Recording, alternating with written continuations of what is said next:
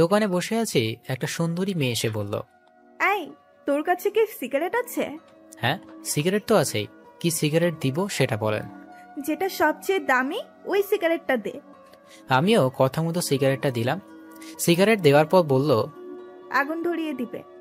আমি বললাম, আমি কেন আগুন ধরিয়ে দিব? আপনি খাবেন, আপনি আগুন ধরিয়ে নিন। তখন মেয়েটি বলল, তুই দোকানে নতুন নাকি? আগে তো একটা বয়স্ক লোক থাকতো। আমি নতুন হই আর পুরাতন, তাতে আপনার কি? আর আমার সিগারেটের দাম দেন। তুই আবার আমার কাছে সিগারেটের টাকাও চাস? তুই আমাকে চিনিস? আমি হলাম মাফিয়া কুইন। আমার কথায় এলাকার সব মানুষ পরিষ্কার পানি গুলা করে খায়, আর তুই আমার কাছে টাকা চাস? তোর তো অবস্থা খুব খারাপ হবে।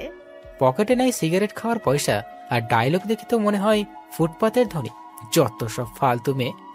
এটা বলার সাথে সাথে মেয়েটি আমাকে ঠাস করে একটা থাপ্পড় মেরে, আমাকে থাপ্পড় মারায় আমি দুই গালে দুইটা বসিয়ে দিই, আর মেয়েটি চিৎকার দিয়ে ওঠে। তখনই দোকানের বাইরে থাকা ছেলেগুলো এসে বলে, আপু কি হচ্ছে? এই ছেলেটা আমার সাথে বেয়াদবি করেছে, একে কিছু শিক্ষা দেওয়া লাগবে। এটা শুনে ছেলেগুলো বলতে থাকে, কি? এই ছেলে তোমার সাথে বেয়াদবি করছে? শালাকে এখনই মজা দেখাইতাছি। এটা বলে যখনই ছেলেগুলো আমাকে ধরতে আসবে তখনই বাবা এসে বলল, কি হয়েছে? তোমার ছেলে আমার সাথে বেয়াদবি করেছে, আর এর জন্য আমি তোমার ছেলেকে শাস্তি দিব। ও এখানে থাকে না, 2 দিন এসেছে, আপনাকে হয়তো চিনে না। আর ভুল করলে আমি ওর হয়ে ক্ষমা চাচ্ছি, তা ওকে ছেড়ে দিন।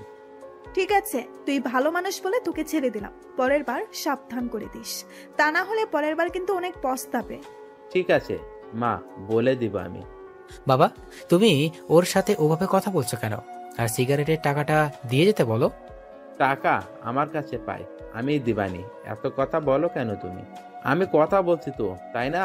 মা, তুমি চলে যাও, আমার ছেলের কথা কিছু মনে করো না, ওর একটু রাগ বেশি তো। পরে মেয়েটি ওর তার ছেলে পেলে সবাই চলে গেল। তখন বাবা বলল, তুই কি মেয়েটাকে চিনিস বাবা? মেয়েটিকে চিনি আমি কি করব? আর মেয়েটিকে? মেয়েটির নাম হলো সাইফাতুল আয়াত, অনেক জেদি এবং বদমেজাজি মেয়ে। তুমি তো মনে হয় শুনেছ শুভ মাস্তান এর কথা। ওই হলো শুভ মাস্তান এর হবু বউ। সেই জন্য কোনো ছেলে পেলে তার সাথে লাগতে আসে না, সবাই ভয় পায়। আব্বুর মুখে শুভ মাস্তানের নাম শুনে মনে মনে ভাবতে থাকলাম, মাস্তান হলাম আমি, আর আমি জানি না আমার হবু বউ। ও আচ্ছা, আমি বাবাকে জিজ্ঞেস করলাম, বাবা, শুভ মাস্তান থাকে কোথায়? তুই যেখানে থেকে লেখাপড়া করিস কুড়িগ্রামেই থাকে। তুই চিনিস না নাকি? অনেক খারাপ লোক, বুঝছিস? তবে শুনছি গরিবের কখনো কষ্ট দেয় না, বরং সাহায্য করে। শুধু ধনী আর অবৈধ ব্যবসা যারা করে তাদেরকে খুন করে। আমি চিনব কি করে বলো? আমি অনেক ভদ্র, আর খুন খারাপই দেখে ভয় পাই। তুমি তো এটা জানো, তাই না? ওইসবের মধ্যে না যাওয়াই ভালো। দোকানদারি ভালো করে কর, কারোর সাথে খারাপ ব্যবহার করিস না। 2 দিন এর ভিতরে শরীর ঠিক হয়ে যাবে, তখন আমি বসতে পারবো। দোকানদারি করা বন্ধ করে দিলেই তো আর হয় না। তোমার আম্মুর ছোট বোন খরচ তো আমি চালাতে পারবো, আর আমি তো টাকাও পাঠাই। বাবারে, অনেক আগের থেকে ব্যবসা করি। দোকানে বসে মানুষের সাথে কথা না বললে ভালো লাগে না। তুই অনেক টাকা পাঠাইলেও যতদিন শরীর চলবে ততদিন দোকানেই বসে থাকবো। হয়েছে হয়েছে, আর বলতে হবে না। তুমি দোকানে বসো, আমি খাবার খেয়ে আসি। খাবার খেতে বাড়িতে চলে আসি, আর এসে মাকে খাবার দিতে বললাম। খাবার টেবিলে বসে আছি, তখন ছোট বোন ফারিয়া পেছন থেকে এসে বলল, ভাইয়া, আমার চকলেট কোথায়? তুই কি এখনো ছোট আছিস নাকি রে? তুই এখন 10ম শ্রেণীতে পড়স, এখনো চকলেট চাস? তুমি আনছো কিনা বলো। আর আমি এখনো বড় হই নাই, তাড়াতাড়ি চকলেট দাও। চকলেট না দিলে আমি কান্না করব। ফারিয়ার সাথে ওই রকম না করে চকলেট দিয়ে দিলেই পারিস। চকলেট ছাড়া তো আসিস না। চকলেট দিয়ে খাওয়া শুরু কর। চকলেট দিয়ে খেতে বসলাম। খাবার খাওয়া শেষ করে আবার দোকানে যাই, আর আব্বুকে বাড়িতে পাঠিয়ে দিই। সারাদিন দোকানদারি করে বিকালে একটু মাঠে যাই বন্ধুদের সাথে দেখা করতে যাওয়ার সময় দেখি সকালে সেই মেয়েটি সাইফাতুল আয়াত, নামটা অনেক সুন্দর, কিন্তু মেয়েটা ভালো না। ওদেরকে এড়িয়ে যাওয়ার চেষ্টা করলাম, কিন্তু ওই যে কথায় আছে, যেখানে গেলে বাঘের ভয় সেখানে গেলেই রাত হয়। আর আমার ক্ষেত্রেও ঠিক এই বিষয়টাই ঘটল। আমি ওদের এড়িয়ে যাওয়ার পরেও ওদের চোখে আমি পড়ে গেলাম, আর ওরা আমাকে ডাকলো। আমি গিয়ে বললাম, আমাকে ডাকলেন কেন? একটি ছেলে বলল, তুই ওর সাথে তখন বেয়াদবি করছিলি, তখন পা ধরে মাপ চা। চা। এটা বলতে আমি আমার বন্ধুদের কল দিয়েছি, ওরা আসতেছে। পা ধরে মাপ চাইতে হবে কেন?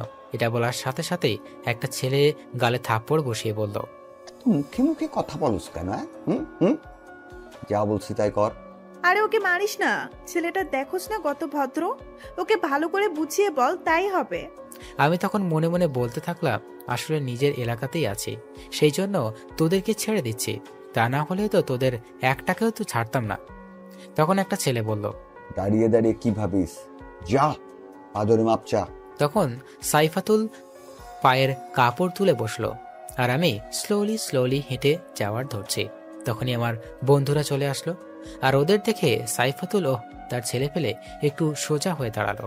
আমার বন্ধুদের মধ্যে রিফাতকে দেখে বলল, ভাইয়া আপনারা সবাই এখানে কেন? রিফাত কিছু না বলে আমাকে এসে বলল, আসতে একটু লেট হয়ে গেল, মন খারাপ করিস না। আর তুই এখানে দাঁড়িয়ে আছিস কেন? এরা আমাদের দাঁড় করিয়ে রাখছে কার কাছে থেকে মাপ চাইতে হবে বলে। কে বলেছে মাপ চাইতে হবে? তার পাটা বের কর, আমি মাপ চাইতে পাঠাইতেছি। আমরা তো জানতাম না যে উনি আপনাদের বন্ধু, তাই আর কি একটু র্যাগিং করতেছিলাম। তাই বলো? আরে ছাড় তো, এগুলো সবাই বাচ্চা মানুষ, এই বয়সে এরকম করাটা ব্যাপার না, চল। আচ্ছা তুমি বললে বলে আমি ছেড়ে দিলাম, কিছু বললাম না। এরপর যেন এরকম না শুনি, বুঝতে পারলে? এটা বলে ওদের সাথে চলে গেলাম। মাঠে গিয়ে রিফাতের সাথে আলাপে বসলাম, ওই ট্যাবলেটের ব্যবসার খবর কি, ওর বিরুদ্ধে প্রমাণ বের কর। চেষ্টায় আছি। আমাকে শুধু রিফাতই দেখছে, তারা কেউই দেখে নাই। সব সময় মাস্ক পরে থাকি। আমাদের বাড়িটা হলো কুড়িগ্রামের থেকে অনেকটা গ্রামের সাইডে। কুড়িগ্রামের চারপাশে আমার লোক আছে, এদের ভিতরে আবার একজন করে বড় ভাই আছে। আমাদের এলাকায় রিফাতকে রাখছি, ও ছোট সময়ের বন্ধু। মাগরিবের আজান পর্যন্ত গল্পগুজব করলাম, আর আবার দোকানে গেলাম, আর আব্বুর বাসায় চলে গেল। একটা লোক আসলো, ডিসকভার 150 সিসি গাড়ি নিয়ে এসে বলল, সিগারেট দে। আমি সিগারেট দিলাম, আর লোকটি আবার দোকানে বয়ামের উপর রাখা একটি চাবি রাখলো। চাবিটা রেখে আমাদের দোকানের সামনে বসার জন্য যে বেঞ্চ রাখা হয়েছে ওখানে গিয়ে বসলো। আর বসার পরেই আর একটা লোক এসে ওই লোকটির সাথে বলল, যে লোকটি আসলো ওই লোকটির গাড়িও একেবারে সেম গাড়ি। আমি লক্ষ্য করে দেখলাম পরের লোকটি একটি চাবি দিল আগের লোকটিকে, আর চাবিটি নিয়ে ওই লোকটি যে লোকটি পরে আসলো তার গাড়ি নিয়ে চলে গেল। ওই লোকটি চলে যাওয়ার পর পরের লোকটি আমার দোকানে একটা সিগারেট নিল, আর আমার বয়ামের উপর রাখা চাবিটা নিয়ে চলে গেল। আমি এইসব কাণ্ড কারখানা দেখে পুরাই অবাক। আমি দুইজনের কর্মকাণ্ড দেখে বুঝতে পারলাম এরা অবশ্যই 2 নাম্বারই কাজ করে, এদের খোঁজ বের করতেই হবে। যেহেতু এরা এই দোকানে এমন ব্যবহার করলো, এর আগে এখানে অনেকবার এসেছে। এরা যেহেতু অনেকবার এসেছে তাই পরে আবার আসবে, তখন এদের খবর বের করব। আমার দোকানের সামনে বসে অনেকে অনেক রকম আলোচনা করছে। এর মধ্যেই একটা মুরব্বি টাইপ লোক এসে বলল, আমি অনেক টেনশনে আছি। আর একটা লোক বলল, কেন ভাই? তখন এই লোকটি বলল, মেয়েটা দিন দিন কিরকম হয়ে যাচ্ছে। আগে কত সুন্দর ছিল, আর এখন দেখলে মনে হয় নেশাখোর। আর এখন বাড়ি থেকে প্রচুর টাকা নেয়। এইসব আর অনেক কিছুই বলতেছে। রাত 12টার মাঝে দোকান বন্ধ করব, একটা চাপ বন্ধ করছি। তখন সাইফাতুল আর 2 জন ছেলে আসলো, এসে বলল, এই এই 3টে বেনসন দে। মুখ দিয়ে মদের গন্ধ বেরোচ্ছে। আমি দিয়ে দিলাম। বেনসনটা নিচে ছেলেগুলো চলে গেল, আর সাইফাতুল শুধু আছে, নেশার মাঝে বলতেছে, ওই হালা, আমাকে বাড়িতে পৌঁছে দে। এইসব বলতেছে আর ঢুলতেছে। আমি বললাম, আমি তো আপনার বাড়ি চিনি না। আমাকে ধর, আমি একাই যেতে পারবো। সত্যি কথা বলতে সাইফাতুলকে প্রথম দিকে মনে ধরে গেছে, তাই চান্সটা আর ছাড়লাম না। ওকে ধরে নিয়ে ওর কথা মতো চলতে থাকলাম। ও একটা অনেক বড় বাড়ির সামনে দাঁড় করালো আর বলল, এই নে চাবি, আর গেটটা খোল। আমি তো বাড়ি দেখেই অবাক, এত বড় বাড়িতে থাকে। বাড়ির গেট খুললাম, খুলে ওকে নিয়ে বাড়ির ভিতরে গেলাম। তখনই দেখি মা কল দিছে, তাই ধরিয়ে কল ধরে বললাম, মা আমি ঠিক আছে, আর আমি বাড়ির কাছাকাছি এসে পড়ছি। এটা বলে কল কেটে দিলাম। আম্মুর সাথে কথা না বললে আম্মু টেনশন থাকবে। বাড়িটা 2 তলা। আমি ভাবলাম বাড়িটা এত বড়, তাহলে মনে হয় বাড়ির ভিতরে অনেক মানুষ থাকবে। কিন্তু আমি যখন ভিতরে প্রবেশ করলাম তখন মনে হলো বাড়িতে কেউ নেই। আমি জিজ্ঞেস করলাম, তোমার বাড়িতে কেউ নেই? আমি একাই থাকি, আর তুই আমাকে প্রশ্ন করছিস কেন? আমাকে রেখে তুই চলে যা। আর আমি মাতাল অবস্থায় আছি বলে উল্টাপাল্টা কিছু করার চেষ্টা করলে ভুল করে ফেলবি। তুই যে অবস্থায় আছিস, তোর সাথে কোনো কিছু করলে তো তুই আমার কিছুই করতে পারবি না। আর তোকে আমার কিছু করার ইচ্ছেটাও নেই। তুই থাক তোর মতো, আমি গেলাম। এটা বলে চলে আসলাম।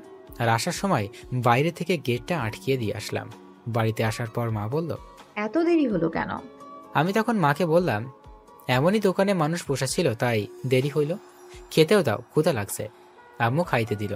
খাবার শেষ করে ঘুমালাম। ঘুম থেকে উঠে ফজরের নামাজ পড়লাম, পরে দোকানে রওনা দিলাম। শীতের দিন, কুয়াশা কুয়াশা রাস্তা। শীত পড়েনি, পড়বে পড়বে ভাব। আবহাওয়াটা অনেক সুন্দর লাগছে। দোকানে গিয়ে রিফাতকে কল দিয়ে আসতে বললাম। রিফাত আসলো। আমি ওকে চা বানিয়ে দিলাম আর বাইকের ঘটনাটা বললাম। রিফাত বলল, ঠিক আছে, আমি দেখতেছি খোঁজ নিয়ে। সেদিনের মতো রিফাত চলে গেল। আমি দোকানদারি করতে লাগলাম। 2 দিন কেটে গেল। এই 2 দিন সাইফাতুল্লের দেখা পাইনি। 3 দিন 3 রাতে ওই সেদিনের লোকগুলো আবার আসলো। আমি ওই লোকটিকে দেখার পর আমি রিফাতকে কল দিয়ে বলে দিই ওদেরকে ফলো করতে। রিফাত ওদের পেছনে লোক লাগিয়ে দেয়। একই প্রক্রিয়া অবলম্বন করে বাইক এক্সচেঞ্জ করে চলে যায়। আর আমি সেদিনের মতো চলে আসি।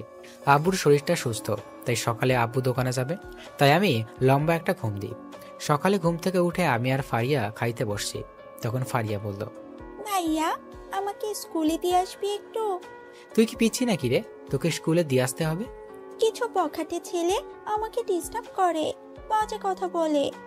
ফারিয়ার কথা শুনে রাগ উঠে যায়, কিন্তু রাগ কন্ট্রোল করে বলি, ঠিক আছে, আমি যাব তোর সাথে।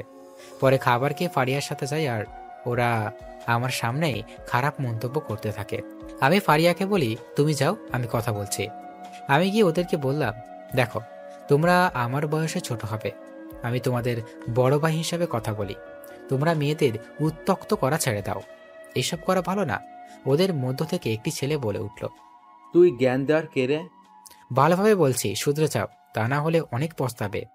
এটা বলার সাথে সাথে একটা ছেলে এসে আমার শার্টের কলার ধরে বলল, তুই পস্তাবি রে। তুই আমাদেরকে চিনিস? আমার এলাকার সবচেয়ে বড় গ্যাংয়ের সদস্য। আমাদের বসের নাম শুনলে অনেকের প্যান্টে হিসু করে দেয়। তোদের বসের নাম কি রে? একটি ছেলে বলল, আমাদের বসের নাম সোহেল, এলাকার সবার বড় ভাই। তুই পাঙ্গা নিস না আমাদের সাথে। এর মাঝেই একটা ছেলে বলে উঠল, কে রে? মেয়েটা কে ছিল তোর? তোর রক্ষিতা না গার্লফ্রেন্ড? এই কথা শুনে আমার রাগটা আর প্রচুর পরিমাণে উঠে যায়। তাও আমি কন্ট্রোল করে বলি, ও আমার বোন হয়, কথা ভালো করে বল। তখন আর একটা ছেলে বলে উঠল, ওই, ওকে সম্মান দিয়ে কথা বল, ও আমাদের সবার হবু সম্বন্ধে। এটা বলে সবাই জোরে জোরে হেসে দিই। আমি ওখান থেকে সরে আসি আর দূরে এসে ওদের ফটো তুলে রিফাতকে বলি গোডাউনে নিয়ে যেতে, আর সবাইকে বলে দেখ সুফো ভাই আসতেছে। এটা বলার পর আমি বাড়িতে চলে গেলাম। আর বাড়িতে গিয়ে আম্মুকে বললাম, আম্মু, আমি একটু কুড়িগ্রাম যাব। এটা বলে আমি বাড়ি থেকে বের হয়ে পড়ি। এদিকে রিফাত কিছু লোক নিয়ে চলে হাই স্কুলের গেটের সামনে। রিফাত ওদের নাকে কিছু দেয় আর গোডাউনে নিয়ে যায়। আমি আমার আর একটা লোককে বলি সোহেল নামের ছেলেকে, যে টিম চালাই, ওকে খুঁজে বের করে গোডাউনে নিয়ে আসতে। পরে আমি কালো প্যান্ট, কালো শার্ট, কালো মোজা, কালো জুতো, মুখে মাস্ক, স্টাইল করে চুল কাটা, পুরোটাই চমলক্ষ ড্রেস আপ নিয়ে নিই। গোডাউনে আগে সোহেলকে নিয়ে যাওয়া হয়, আর সোহেলের ডান হাতে বাম হাতে হাতকেও। আমাকে দেখে সোহেল বলতে থাকে, ভাই, আপনি আমাদের এখানে নিয়ে আসছেন কেন? আমি ওদের কথা না শুনে বেত দিয়ে মারতে শুরু করি। ওটা আমার একান্ত লাঠি। এর একপাশে সুই দ্বারা সম্পূর্ণ লাগানো। লাঠিটি হলো 2.5 হাত। এর মধ্যে 2 হাত সুই বা আলপিন দ্বারা আবদ্ধ। এ একপাশে সমান করা অংশ দিয়ে সোহেলদের পিটাচ্ছি। আপনারা ভাবছেন সোহেলদের পিটাচ্ছি কেন? আরে, আগে বড় গোড়া নরম করছি। গোড়া নরম করলে আলগা একই জোরে যাবে। সোহেল বলছে, ভাই, আমরা তো কিছু করি নাই, তাহলে মারছেন কেন? আর আমাদের মুখ কালো কাপড় দিয়ে ঢাকা কেন? কিছুক্ষণ পর বুঝতে পারবি। ওদের মারতে মারতে রিফাতও হাজির। রিফাত যাদের নিয়ে এসেছে তাদের অবস্থা আগের থেকেই কাহিল। ওরা আমাকে চিনে না। আমি ওদের দিকে গেলাম, আর যে পাশে সুই বা আলপিন চিকন ধরালো অংশ দ্বারা আবদ্ধ ওই পাশে দাঁড়া বাড়ি শুরু করলাম। ওরা মোট 5 জন ছিল। একটা একটা করে ধরছি, আমি একটা করে বাড়ি দিচ্ছি আর ওরা চিৎকার করছে। যাকে বাড়ি দিচ্ছি তার মুখে কাপড় দেওয়া, তাই শুধু চোখ দিয়ে পানি পড়ছে, কিন্তু কোনো রকম জোরে শব্দ হচ্ছে না। বেশি না মাত্র 5টা করে বাড়ি দিয়েছি, কিন্তু লাস্টের যখন বাড়িটি তখন আর মুখে কাপড় দিলাম না। মারা শেষ, ওরা সবাই শুয়ে থেকে গড়াগড়ি করছে আর পিঠ দিয়ে রক্ত পড়তেছে। ওরা সবাই বলে উঠল, তুই আমাদের চিনিস না, সোহেল ভাই জানতে পারলে তোদের ছাড়বে না। আমি বললাম, ও আচ্ছা, তোদের এত মারলাম তাও শিক্ষা হয়নি, সোহেল আমাকে ছাড়বে না। কথাটা বললাম আর সোহেলের 2 জন সঙ্গী এসে মুখ থেকে কাপড়টা সরিয়ে দিলাম। আর সোহেলদেরকে ওই ছেলেগুলো বলল, ভাই আপনার এই অবস্থা কেন? শালারা কি আকাম করছো জানি না, কিন্তু আমার নাম বললি কেন? তোদের একটাকেও ছাড়বো না আমি। আমাকে আরো মার খাওয়াবি? উনি আমাদের ভাই, আর ওর সামনে আমার নাম শুনে ভয় দেখাস? আমরা তো জানি না। আচ্ছা শুভ ভাই, ওদের মারলেন কেন? ওরা মেয়েদেরকে বাজে বাজে কথা বলে, তাদের রাস্তাঘাটে উত্ত্যক্ত করে, আর ওইগুলো আমার পছন্দ না, আর এটা ঠিক না। তারপরেও এরা ওই রকম করেছে। এটা বলে আর একটা বাড়ি মারলাম ওদের সবাইকে। রিফাত সবাইকে খবর দিয়ে দিছে যে শুভ ভাই আসবে, তাই সবাই দেখা করার জন্য চলে আসছে। আমি রিফাতকে বললাম, রিফাত লবণ নিয়ে আসো আর ওদের পিঠের উপর লাগাও। এদিকে সোহেল ওদের বলতেছে, যা পা ধর, তা না হলে লবণ দিলে বুঝবি ঠেলা। কিন্তু ওরা সোহেলের ইশারা বুঝলো না। অবশেষে আর একটা পিঠের উপর লবণ দেয়া হলো, আর ছেলেগুলো মুরগি জবাই করার মতো যেরকম লাফ মানে ওই রকম করা শুরু করলো। 2 মিনিট রাখলাম, এরপর বললাম, ওদের লবণ ধুয়ে দাও। এটা শুনে একটু চিল্লাচিল্লি কমলো। ওদের লবণ ধোয়ার জন্য যে গরম পানি ঢালা হবে এটা হয়তো জানা ছিল না ওদের। গরম পানি দেওয়ার সাথে সাথে আর চিৎকারের পরিমাণটা আরো বেড়ে গেল। অবশেষে কষ্ট সহ্য করতে না পেরে সব জ্ঞানহারা হয়ে পড়ল। আমি সোহেলকে বললাম, যা এবার এদের চিকিৎসা কর, আর এদেরকে বলে দিও ভালো করে। আবার যদি আমি জানতে পারি তোমার লোক মেয়েদের সাথে খারাপ আচরণ করে, তাহলে ওদের জায়গায় তুমি থাকবে। ঠিক আছে ভাই। এটা বলে সোহেল চলে গেল। আর যাওয়ার সময় আমি কিছু টাকা দিলাম চিকিৎসা বাবদ। ওদের মারার কারণে মনেই নেই যে আর লোক আছে। পুরো গোডাউন বোঝাই মানুষ, সব এলাকার লোক আছে। আমার জন্য একটা চেয়ার আছে, আমি ওখানে বসলাম আর আমার পাশে রিফাত বসলো। আমি চেয়ারে বসে সবাইকে দেখছি। দেখে এদের মধ্যে সাইফাতুলও আছে, অনেক সেজে গুজে এসেছে, আর 4-5 জন মেয়ে আছে। কিন্তু সাইফাতুলকে সুন্দর বেশি লাগতেছে। সাইফাতুলকে দেখতেছি। রিফাত কানের কাছে এসে বলল, কম করে দেখ। আমি ওর কথা শুনে হুঁশে ফিরে সবার উদ্দেশ্যে বললাম, তোমরা জানো আমি কিছুদিনের জন্য আন্ডারগ্রাউন্ড আছি, আর আজকে দেখলেই তো শাস্তির কথা। তোমাদের টিমের যদি কেউ কোনোদিন কোনো রকম মেয়েদের সাথে খারাপ ব্যবহারে উত্ত্যক্ত করে, আর আমি যদি জানতে পারি, তাহলে তাদের শাস্তি এর থেকে কষ্টদায়ক হবে। আবার ভেবো না আন্ডারগ্রাউন্ড আছি বলে কিছু জানতে পারবো না, আমি কিন্তু সবই জানতে পারি। এটা বলে রিফাতকে আস্তে করে বললাম, মেয়েটিকে একটু সাহায্য করি। তুই সবার ভাই, তোর যা ভালো মনে হয় কর। মজা নিস বেটা। আমি সবার মাঝখান থেকে বললাম, ওই সাদা শার্ট, শুনে যাও। তখন সাইফাতুল বলল, জি আমি। হ্যাঁ তুমি। সাইফাতুল আসলো আর বলল, আমাকে ডাকলেন কেন? তোমার সাথে প্রেমের কথা বলবো, সেই জন্যই ডাকলাম। হোমা, সত্যি? হ্যাঁ গো হ্যাঁ, আমি তোমার সম্পর্কে অনেক কিছু শুনলাম। তুমি তো অনেক খারাপের দিকে যাচ্ছ। তুমি সবার সাথে খারাপ ব্যবহার করো, দোকান থেকে খাবার নিয়ে টাকা দাও না। যার সাথে খারাপ ব্যবহার করো, এইসব যদি আর শুনি, তাহলে লবণের পানিতে গোসল করাবো, বুঝতে পারলে? বুঝতে পারছি। আর একটা কথা ছিল, তোমাকে না এই ড্রেসে অনেক সুন্দর লাগছে। আমার কানের কাছে মুখ নিয়ে এসে বলল, আই লাভ ইউ। এটা বলে চলে গেল। আমি ওটাই গুরুত্ব না দিয়ে সবার উদ্দেশ্যে বললাম, তোমরা সবাই ভালো থেকো, সামনে কিন্তু অনেক বড় কিছু হতে পারে। সবাই বলল, ঠিক আছে ভাই, আর আপনার সাথে একটা করে সেলফি তুলতে চাই। তোমরা এখানে অনেক লোক, আর সেলফি তুলতে গেলে অনেক সময় লাগবে। এর মধ্য থেকে একজন বলে উঠল, ভাইয়া আপনাকে দেখতে চাই। আমি বললাম, ভাইয়া আমি একদিন আনুষ্ঠানিকভাবে সবার সামনে আসব, তখন দেখবে। এটা বলে সবার কাছ থেকে বিদায় নিলাম। আর আমি যখন বের হয়ে গাড়িতে উঠব, তখন সাইফাতুল আমার কাছে এসে বলল, তোমার নাম্বারটা দাও। কি করবে? প্রেম করব। আসলে আমি তোমাকে অনেক ভালোবাসি, তাই আর কি প্রেম করার জন্য তোমার সাথে কথা বলতে চাই এবং ভালোবাসতে চাই।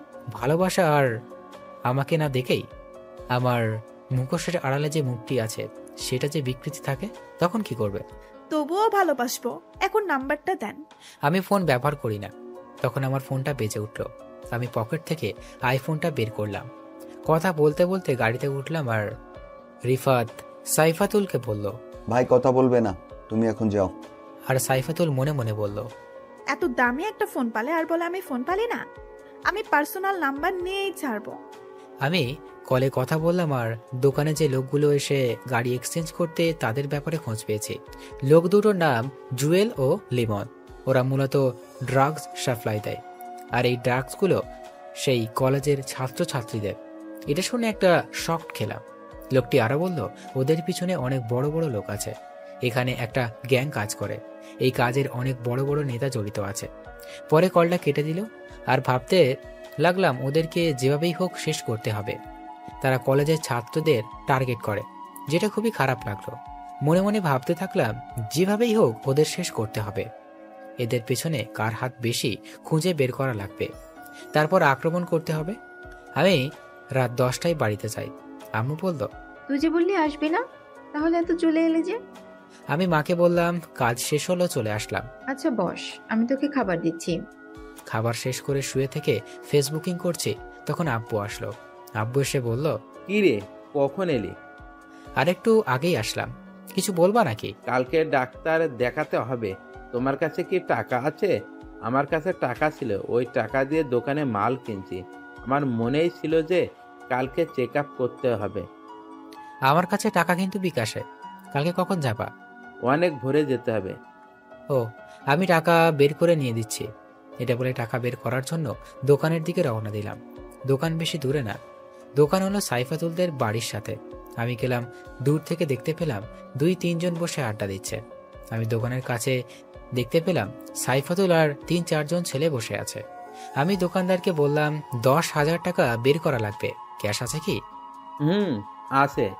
টাকার কথা শুনে সাইফাতুল বলল, এই দেখ রে, দোকানদার লোক রাও বিকাশে হাজার হাজার টাকা রাখে। গরিব লোকদের জন্য বিকাশ আর কম টাকা রাখা যাবে না। যেখানে গরিব মানুষ টাকা রাখে, ওখানে আমাদের মতো ধনী মানুষ টাকা রাখতে পারবে না। তোরা কি বলিস? জি আপা, আমাদের ধনীদের জন্য আলাদা অ্যাপ বানাতে হবে টাকা লেনদেনের জন্য। আমি ওদের কথা শুনে রাগ না করে একটু হেসে সাইফাতুলকে বললাম, আমার কথা ছাড়ো, আমি গরিব মানুষ। আমি শুনলাম তোমাকে নাকি কে পাত্তাই দেয় না, নাম্বার চাইছিল, তোমাকে নাকি ইনডাইরেক্টলি না করে দিছে, পার্সোনাল নাম্বার দিবে না। এটা বলার সাথে সাথে সাইফাতুল মুখটা শুকিয়ে গেল আর আমার কাছে এসে বলল, তুই কিভাবে জানলি? আর ওর নাম বলিস না, তাহলে আমি শেষ। আমি আর কিভাবে জানবো? তুমি তো জানো রিফাত আমার বন্ধু। ওই এসে বলল আমাকে, মুখ থেকে কথা বের করে নিয়ে বলল, দোকানদার মামা, একে একটা গড়া করে চা দেন। আমি চা খাই না, আর আপনি যখন এত মিষ্টি করে বলছেন তাহলে খাওয়াই যায়। তারপরে চা খেলাম। আচ্ছা, তুই কি শুভ ভাইকে চিনিস? আমি চিনতে যাব কোন দুঃখে? ওসব আলতু ফালতু লোককে চেনার ইচ্ছে নেই আমার। রিফাত এসে বলল আমাকে, এই আর কি। আচ্ছা, শুভ ভাইকে আলতু ফালতু লোক বললি কেন? চা দে, তোর খাওয়া লাগবে না। এটা বলে চায়ের কাপটা সত্যি সত্যি নিয়ে নিল হাত থেকে, আর এটা দেখে পুরাই টাসকি খাওয়ার মতো অবস্থা। পরে আমি চলে গেলাম আর আব্বুকে টাকা দিয়ে ঘুমিয়ে পড়লাম। সকালে উঠে দোকানে গেলাম। বেলা 9টার দিকে ওই লোকগুলো জুয়েল ও লিমন আসলো। ওদের দেখেই আমার লোকগুলোকে কল করে রাখলাম, আজকে এদের ধরবো। ওরা চলে যাবে, কিছু দূরে যাওয়ার পর ওদেরকে ধরলাম। ওদের গুপ্ত জায়গায় নিয়ে যাওয়া হলো। আমি দোকানে বসে আছি, তখন দেখি সাইফাতুল আসলো। আমি সাইফাতুলকে বললাম, আমার সাহায্য করবেন? আপনি মাফিয়া কুইন, সাহায্যটা করেন। কি সাহায্য লাগলে বল। আপনি একটু আমার দোকানের ভিতরে এসে দোকানটা দেখেন, আমি একটু বাইরে থেকে আসতেছি। সাইফাতুল ভাব নিয়ে বলল, ঠিক আছে, যা। আমিও চলে এলাম দোকান থেকে। আড়ালে এসে একজনকে কল দিয়ে বললাম আসতে। ও এসে আমাকে নিয়ে গেল।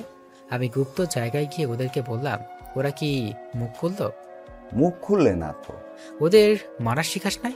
এই দেখে আমি মারার আগেই ওরা সবকিছু বলে দিবে।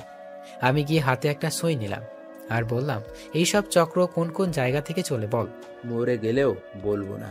ওদেরকে অঙ্গকোষ বারবার 2 বা আলপিন দ্বারা আগত করি।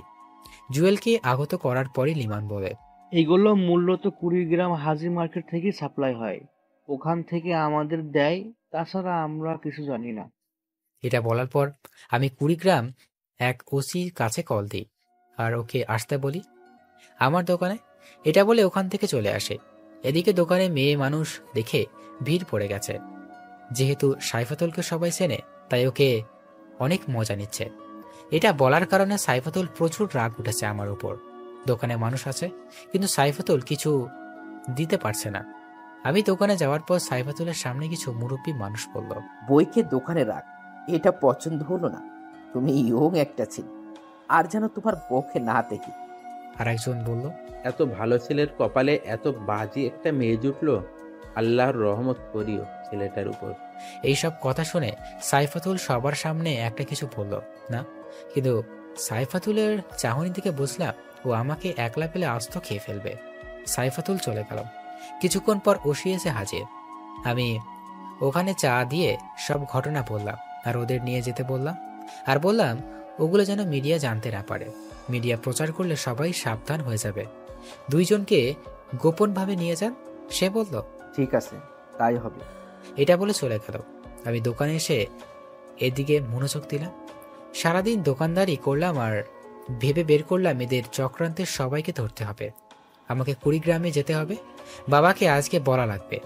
রাতে দোকান বন্ধ করে বাড়ির দিকে আসবো। দোকান বন্ধ করে বাড়ির দিকে রওনা দিচ্ছি। আসতেছি তখন কে যেন ধাক্কা দিয়ে ফেলে দিল। আমি উঠতে যাব তখনই আর একজন এসে আমার ধাক্কা মারল। আমি বলতে লাগলাম, কে তোমরা আর আমার সাথে এই রকম করছো কেন? তোমরা কিছু ভালো করছো না, এতে তোমাদের পস্তাতে হবে বলে দিলাম। এর মধ্যে থেকে একজন বলে উঠল, তুই আমাদের চিনে কি করবি? আবার আরেকজন বলল। তখনই অন্ধকারের ভিতর আক্রমণ করলো। আমি সরে গেলাম, যার কারণে আমার কিছুই হলো না। আমাকে তারা চারদিক দিয়ে আক্রমণ করলো। আমি চেষ্টা করছি ওদেরকে তামিল নায়কদের মতো মারতে, সবাইকে মেরে উঠিয়ে দিব। তাই নায়ক সাজতে গিয়ে মার খেলাম। তারা উড়াধুরা মারল। আমার শরীরের কিছু অংশ ফেটে গেছে। আমার প্রায় জ্ঞান হারানোর মতো অবস্থা। আমার মুখ দিয়ে রক্ত পড়তেছে, নাকটা ফেটে গেছে, রক্ত পড়তেছে। তখন কে যেন এসে বলল, তখন আমাকে দোকানদার বানিয়ে মজা নিয়েছিলি, এখন বোস মজা কেমন? এটা বলে একটা লাথি মারলো পিঠের উপর, আর একটা লোক এসে মাথায় একটা বাড়ি মারলো। এরপর আর আমার কিছু মনে নেই। পরে যখন জ্ঞান ফিরল তখন আমি হাসপাতালে নিজেকে আবিষ্কার করলাম। দেখি মা, বোন আছে। আমি চোখ ঘোরানোর পর আমি শরীরে নাড়ানোর চেষ্টা করলাম, কিন্তু পারলাম না। আস্তে আস্তে আম্মুকে ডাক দিলাম। আম্মুর চোখ দিয়ে পানি পড়তেছে। আমার ডাক শুনে আম্মু একটু শান্তি পেল। আমি কতদিন থেকে আছি এখানে? বেশি না, 15 দিনের মতো হলো। আমার সুস্থ হলে কতদিন লাগবে? বেশি না, আর 1 মাসের মতো লাগবে। আমাকে এখানে কে নিয়ে এসেছে? অনেক রাত হয়েছে, তুই বাড়ি ফিরিসনি, তাই তোর ফোনে কল দিলাম। তুই কলও ধরলি না। পরে তোর বাবাকে পাঠায় দোকানের দিকে, আর তোর বাবা যখন যায় তখন রাস্তায় তোকে দেখতে পায়। তখন দেখি রিফাত দরজা দিয়ে ঢুকলো। তোর জন্য অনেক টেনশনে ছিলাম। আচ্ছা, তোর অবস্থা কে এরকম করেছে? কে? তুই যদি বুঝে থাকিস তাহলে বল, তারপর দেখ আমি কি করি। আম্মু বাড়ি থেকে রান্না করে নিয়ে আসে। তোমার হাতের খাবার খাই না অনেক দিন হলো। আম্মু আর ফারিয়া চলে গেল। আমি তখন রিফাতকে বসতে বললাম। মেয়ে ছিল রে, আমি ওকে ভালো করে চিনি। কে সে? আরে ওই দিন যে মেয়েটা আমাকে প্রপোজ করলো, ওই মেয়েটা। ওই যে ওই সাইফাতুল? তুই জেনেও বসে আছিস? আর তোকে এমন করে মার খাওয়ালো কেন? সবকিছু খুলে বললাম। তখন রিফাত বলল, তাহলে একটু সাহায্য করি। আমি বললাম, আরে বাদ দে ওসব, ছোট ঝামেলা জড়ানো যাবে না। সামনে অনেক বড় ঝামেলাতে পড়তে হবে, অনেক বড় কাজ আছে। আমাকে তো অনেক দিন শুয়ে থাকতে হবে, তাই তোকে একটা কাজ দিই, তুই কাজটা কর। আর কাজটা করার সময় অনেক সাবধান থাকতে হবে, তা না হলে কিন্তু ঝামেলায় পড়ে যাবে। কি কাজ? অনেক কঠিন কাজ হলে করব না, তুই কর বল। আরে ভাই, কোনোদিন এইসব কাজ করে না, তোকেই করতে হবে। তোর উপর আমার ভরসা আছে। আচ্ছা বল, কি কাজ?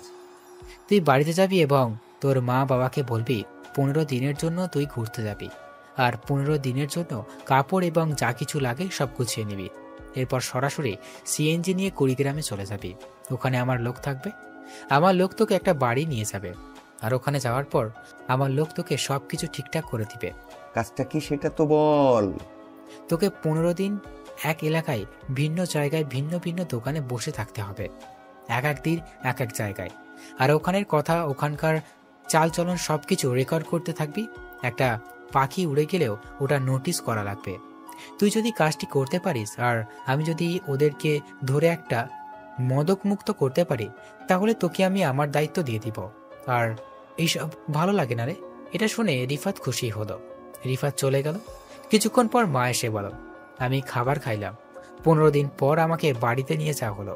এখন আমি সুস্থ হই নাই। এদিকে সব খবর কালেক্ট করা শেষ। এই মাদকদের ব্যবসার পিছনে কুড়িগ্রামের সবচেয়ে বড় ব্যবসায়ী রহিম সাহেব আছে। আর এগুলো সাপ্লাই ভুরুঙ্গামারি থানা থেকে জোবায়ের সাহেব, উনিও একজন ব্যবসায়ী। এইসব খবর পেলাম। এখন আমি তাদের মাঝে গেলে আক্রমণ করা হবে। প্রথমে ধরা হবে ভ্রুঙ্গমারির জোবায়ের সাহেবকে। আমার শরীর প্রায় সুস্থ। আমি আম্মুকে বললাম, আম্মু আমি কুড়িগ্রাম চলে যাচ্ছি আর আমার আসতে দেরি হবে। এর মধ্যে যদি বাবা অসুস্থ হয় তাহলে আমাকে কল করবা। আমি আমার বন্ধুদের পাঠিয়ে দিব, কুড়িগ্রাম চলে যাবা। আচ্ছা বাবা। আর আমরা চেয়েছিলাম তোর জন্য মেয়ে দেখতে, তোর জন্য পাত্র ঠিক করতে। আচ্ছা, দেখতে থাকো। তোমাদের পছন্দ আমারই পছন্দ। কিন্তু আম্মু, ছোট থেকে তুমি আমার বাবা আমাকে বড় করেছো। তোমরা আমাকে ভালো জিনিস এনে দিয়েছো। তোমরা যেটা পছন্দ করেছো ওইটাই আমি নিচ্ছি। আর আমার থেকে আমার পছন্দ কি রকম হবে এটা ভালো জানো। আমার আর সময় নেই, আমি ফ্রেশ হতে বের হব। তুমি খাবার রেডি করো। ফ্রেশ হয়ে খাবার খেয়ে বের হলাম। তখনই ফারিয়া এসে বলল, ভাইয়া আসবে কবে? আমি বললাম দেরি হবে। আর ওকে 100 টাকা দিলাম। আর আম্মুর কাছ থেকে বিদায় নেওয়ার সময় আম্মুকে দিলাম 1000। আম্মু নিতে চাইল না, তবুও দিলাম। সিএন ছিলাম। আমি ওঠার সাথে সাথে দেখি সাইফাতুল উঠল। আমি দেখেও না দেখার ভান করলাম। কুড়িগ্রাম আমি যাব এটা প্রচার হয়ে গেছে। তাই আমার সব ছেলে পেলে আমাদের একটা নির্দিষ্ট হলো রুম আছে, ওইখানে এসেছে। আমি মনে মনে আইডিয়া করলাম সাইফাতুলও মনে হয় ওইখানেই যাইতেছে। আমাকে দেখে সাইফাতুল বলল, কিরে দোকানদার, তুই তাহলে এখনো বেঁচে আছিস? তোকে মেরে ফেলতে চেয়েছিলাম, কিন্তু কিভাবে ছেড়ে দিলাম। তোকে মারার পরিকল্পনা করেছিলাম ওই দিন, যেদিন তোর জন্য রিফাত ভাই আমাকে বকে, সেই দিনই। কিন্তু পরে যা করলি তার জন্য রাগ আর বেশি উঠেছিল, তাই আর কি হালকা পাতলা কিছু দিলাম। আর আমার চোখের দিকে চোখ তুলেও তাকাবি না। আর আমি এখন যেখানে যাচ্ছি ওইখানে আমার অনেক ছেলে যারা আমাকে কুইন বলে ডাকে, কারণ আমি যে শুভর হবু বউ, বলতে পারিস গার্লফ্রেন্ড। কি রে, তুই কি মার খাওয়ার পর বোবা হয়ে গেলি নাকি? আমি এত কথা বলছি আর তুই কিছুই বলছিস না। আমি তোমাকে একটা কথা বলি, তুমি শিক্ষিত হবে। আমি সংক্ষিপ্তভাবে বললে বুঝতে পারবে। একটা প্রবাদ আছে, খালি কলসি বাজে বেশি। তুমি হলে সেই কলসির মতো। আর দ্বিতীয় কথা, এইরকম ছেলেদের মতো চললে তোমাকে কেউ পছন্দ করবে না। এইসব বলার পর সাইফাতুল আমার দিকে রাগের দৃষ্টিতে তাকালো। কিছু বলবে, তখনই গন্তব্যস্থানে সিএনজি থেমে আর আমি চলে যাই। এদিকে সাইফাতুল আমার দিকে রাগের দৃষ্টিতে তাকিয়ে থাকে। আমি তাড়াতাড়ি আমার বাসায় যাই। ওখানে রিফাত আগে থেকেই আছে। আমি পৌঁছানোর পর আমি রেডি হয়ে চলে যাই হলরুমে। গিয়ে দেখি সবাই বসে আছে। আমি লক্ষ্য করলাম সাইফাতুল আছে। আমি সবাইকে উদ্দেশ্য করে বলতে থাকলাম, আমি কিছুদিনের জন্য ভ্রুঙ্গামারি যাব, ওইখানে আমার কাজ আছে। আর আমি যতদিন ছিলাম না তবুও সবার খবর জেনেছি। তোমরা এতদিন ভালো ছিলে, এরপরেও যেন ভালো থাকো। তবে আমাদের মেয়ের থেকে ছেলেরা অনেক সুন্দর। আর গ্রুপের মেয়ে আছে 60 জন। এদের মধ্যে একটা মেয়ের ব্যাপারে আমি শুনেছি যে কিনা অনেক খারাপ একটি মেয়ে, যে কিনা বিনা কারণে একটি ছেলেকে মেরেছে। তোমরা কি এমন করেছো আমি জানি। তুমি নিজের ইচ্ছায় বেরিয়ে আসো। আমি নাম ধরে ডাকলে কিন্তু শাস্তির পরিমাণ বেড়ে যাবে বলে দিলাম। তখনই দেখি সাইফাতুল আস্তে আস্তে বেরিয়ে আসছে। মাথা নিচু করে আসলো আমার সামনে। আমি সাইফাতুলকে বললাম, তুমি হয়তো আমাকে চিনো না, আমি সব খবর রাখি।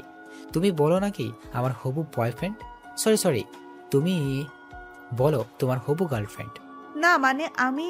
এটা বলার সাথে সাথে আমি ঠাস করে একটা চড় মেরে বললাম, তোমার সাহস তো কম না, তুমি আমার সম্পর্কে উল্টাপাল্টা কথা বলো। আসলে হয়েছে কি, আমি মেয়েদের গায়ে হাত তুলি না। এটা বলে আর একটা বসিয়ে দিলাম। সুন্দর চেহারা থাপ্পড় তো জোরেই মেরেছি, 5টা আঙুল দেখা যাচ্ছে আর লাল টকটকে হয়ে গেছে। সাইফাতুলের চোখে পানি। তখনই সাইফাতুল কান্না করতে করতে বলতে শুরু করলো, আমি কি ভুল করেছি? হ্যাঁ, আমি তোমাকে না দেখে ভালোবেসেছি, আমি তোমাকে অনেক ভালোবাসি। আর ছেলেটা কে হয় তোমার? হ্যাঁ, ও আমার সাথে বেয়াদবি করেছে, তাই ওই রকম করেছি। আর আমাকে মেরে ফেললো, মরার আগ পর্যন্ত বললো আমি তোমার হবু বউ। আমাকে ইমোশনালি কথা বলে লাভ নেই। এটা বলে কানের কাছে মুখ নিয়ে বললাম, তুমি যদি আমাকে সত্যিই ভালোবাসো তাহলে আমার দর থেকে নাম কেটে দিবে আর সরাসরি বাড়িতে গিয়ে সুন্দর করে থাকবে, কোনো ছেলের সাথে মিশবে না আর কারোর সাথে খারাপ ব্যবহার করবে না। আর এখন থেকে শাড়ি পরবে আর সব রকমের রান্না শিখবে। যদি করতে পারো তাহলে আমি তোমাকে বিয়ে করব। ঠিক আছে। এটা বলে চলে গেল। আর আমি বললাম, আমি আজকে ভ্রুঙ্গামানি চাইতেছি, দোয়া করো যেন কাজটা সম্পূর্ণ করতে পারি। পরে সবাই চলে গেল। আমি বাড়িতে গিয়ে ফ্রেশ হয়ে বাজারে আসছি, তখনই আবার সাইফাতুলের সাথে দেখা। আমাকে দেখে সাইফাতুল এসে বলল, শালা, তোর জন্য আমি থাপ্পড় খেয়েছি, আজকে শেষ সব ফাজলামি, তাই তোকে উচিত শিক্ষা দিব। এটা বলে জোরে জোরে চিল্লাচিল্লি শুরু করলো আর বলতে লাগলো, মেয়েদের সাথে এরকম করে রাস্তাঘাটে অসভ্যতামি করা। দুইজন লোক এলো। তখন একটা কনস্টেবল এলো আর আমাকে এসে বলল, মেয়েদের টিস করিস, চল থানায় চল, তোকে মজা দেখাচ্ছি। স্যার, আমি ওই রকম কিছু করিনি, বিশ্বাস করেন। চল। এক প্রকার ধাক্কা ধাক্কাই নিয়ে গেল, সাথে সাইফাতুল কেউ নিয়ে গেল। সাইফাতুল মিষ্টি মিষ্টি হাসতেছে। থানায় যাওয়ার পর উশির কাছে নিয়ে গেল। উশি আমাকে চেনে, ওনার সাথে আমার ভালো সম্পর্ক। ভালো সম্পর্ক হওয়ার কারণ হলো একদিন ওনাকে অনেক পিটিয়েছিলাম, তাও আবার থানার ভিতরে গিয়ে। আর পেটানোর পর অনেক গরম ধরেছিল, তখন মাস্ক খুলি মুখ ধুই, তখনই ওসি দেখেছিল মুখ। ওসিকে মারার কারণ হলো একজন শিশু পায়ের উপর দিয়ে গাড়ি চালিয়ে দিয়েছিল, আর টাকা দিয়ে যে সাহায্য করবে তা না করে আর ছেলেটার বাবা মাকে শাসিয়ে এসেছিল। এইসব যেন কেউ না জানে। পরে কথাটা আমার কানে আসে আর আমি সেই চিকিৎসার করার টাকাটা দিই। এরপর সরাসরি থানায় ঢুকি আর পিটাই। ছেলেটার পায়ের অপারেশনের খরচের 3 গুণ টাকা নিই।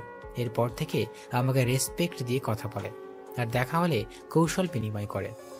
ওসির সামনে নিয়ে গিয়ে বলল, স্যার, এই ছেলেটা এই মেয়েটাকে ডিস্টার্ব করে, তাকে খারাপ কথা বলেছে। ওসি আমাকে দেখে ভাই বলবে, তখনই আমি ইশারা দিয়ে না করি। তখন ওসি এসে বলে, কি এত বড় সাহস? এর শাস্তি অনেক কঠিন হবে। এই মেয়ে, তুমি যাও এখন। আর আমি জানি তুমি মিথ্যা বলেছো ছেলেটার সম্পর্কে। তুমি কথা বললে তোমাকে ভিতরে পুরে দেব। আমি ওকে শাস্তি দিচ্ছি। এটা শুনে সাইফাতুল চলে গেল আর ওসি বলল, ভাই বসেন, চা খাবেন না কফি খাবেন? আচ্ছা, 1 কাপ কফি নিয়ে আসো, কফি খাই আর আলাপ করি। দাঁড়িয়ে থেকে কি দেখতেছো? যাও, ভাইয়ের জন্য কফি নিয়ে এসো। কনস্টেবলটা গেল, কিন্তু মুখে বিরক্তিকর ছাপ, আর বলতে বলতে গেল, শালা মেয়েদের সাথে খারাপ ব্যবহার করেছে, ওকে ধোলাই দিবে তা থুয়ে জামাই হাদর করতেছে। আমি ভ্রুঙ্গামানি যাইতেছি মদক ব্যবসায়ীকে ধরতে। হদ এখানে পুলিশের ঝামেলা হলে তোমাকে কল দিব, ডিআইজিকে নিয়ে চলে যাবে, ওখানে গ্যাঞ্জাম হতে পারে।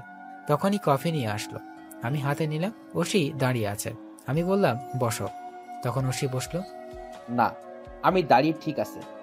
আপনার সামনে বসে থাকা কেমন যেন দেখা যায়। ঠিক আছে, তাহলে কল দিয়ে চলো, যাও, যাতে তোমারই লাভ হবে। শিক্ষিত লোক, বুঝতে পারছো। তাহলে আমি চলি, আজকের পর দেখা হবে ভ্রঙ্গামারিতে। পরে চলে আসলাম ওখান থেকে। চলে আসার পর কনস্টেবল ওসিকে বলতেছে, স্যার, ওকে ওরকম করলেন কেন? মেয়েদের টিচ করেছে, কই আপনি পিটাবেন না তারে? তুমি নতুন তো, যাকে নিয়ে এসেছিলে, ও যদি বলে আমি নারী চাই, তাহলে ওর বাসার সামনে লাইন ধরে যাবে। ওর সাথে একটু কথা বলার জন্য অনেক মেয়ে অপেক্ষা করে। ওই ছেলে কিভাবে এই মেয়েকে টিচ করবে বলো? ছেলেটাকে? তুমি তো শুভ ভাই, এর নাম শুনেছ? স্যার, শুনেছি।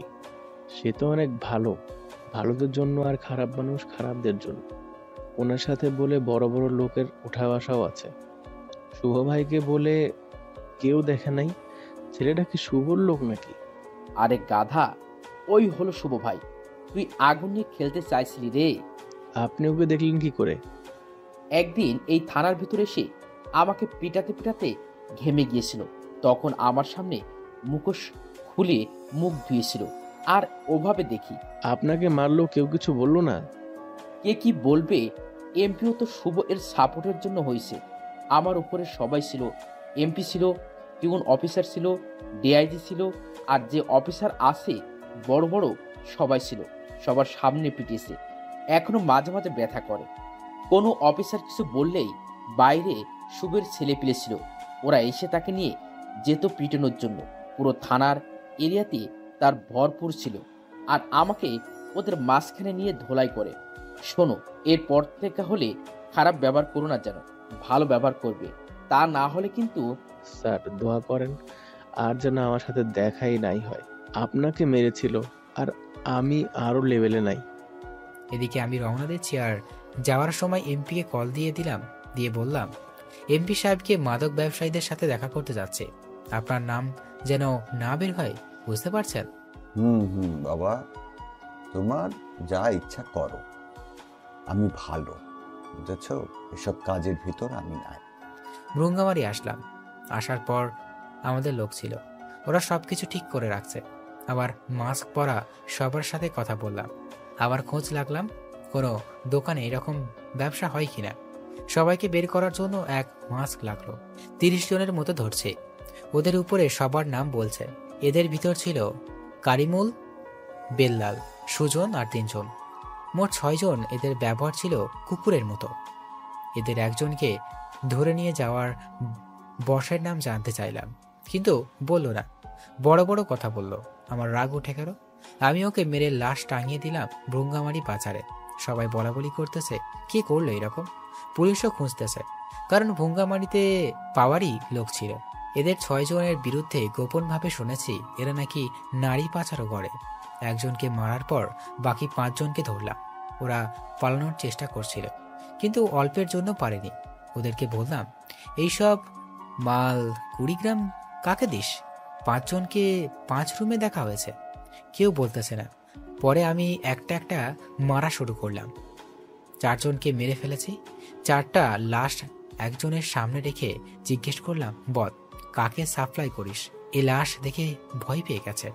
20 গ্রাম এর ব্যবসায়ী হিমেল ও হেলালকে সাপ্লাই দেয়। এখন বল, নারী পাচার যে করিস, এগুলো কি ওরা 2 জন নাই?